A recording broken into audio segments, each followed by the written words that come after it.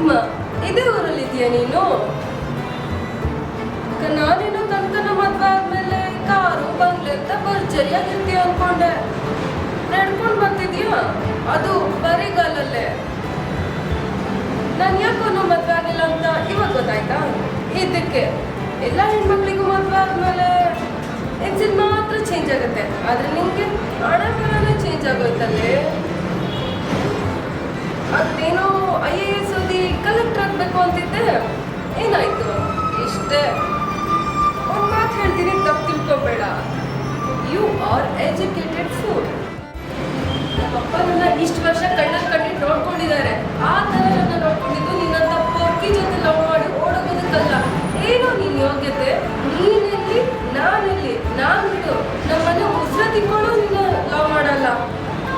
ನಮ್ಮಪ್ಪ ನೋಡ್ಕೊಂಡಿರೋದು 1% ನಿನ್ನ ಕೈಲಿ ನೋಡ್ಕೊಳಕ್ಕಾಗಲ್ಲ. ನಮ್ಮಪ್ಪ ನನ್ನ ಅಷ್ಟು ಪ್ರೀತಿ ಕಾಳಜಿಯಿಂದ ಬೆಳೆಸಿದ್ದಾರೆ. 4 ದಿನ ನಿನ್ನ ಜೊತೆ ಊರು ಸುತ್ತಿದ ತಕ್ಷಣ ನಿನ್ನ ಜೊತೆ ಬರೋದಿರ್ಲಿ, ನಿನ್ನ ಲವ್ ಮಾಡ್ತೀನಿ ಅಂತ ಹೇಗೋ ಅನ್ಕೊಂಡೆ.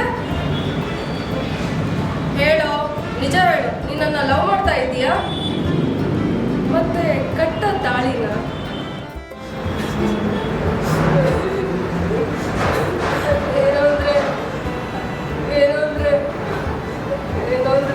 ನಾನೇನಾದ್ರೂ ತಪ್ಪು ಮಾಡಿದ್ರೆ ನನ್ನ ಕ್ಷಮಿಸಿ. ನಿಮ್ಮ ಜೊತೆ ನಾನು ಬಾಳೋದಕ್ಕೆ ನನ್ಗೆ ಒಂದೇ ಒಂದು ಅವಕಾಶ ನೀವು ಕೊಡ್ಬೇಕಿತ್ತು. ಒಂದೇ ಒಂದು.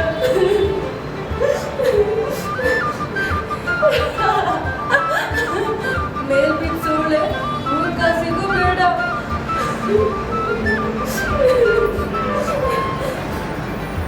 ರೀ ಶಾಂತಮ್ಮವ್ರೆ, ಬನ್ನಿ ಇಲ್ಲಿ ಕೇಳಿದ್ರ?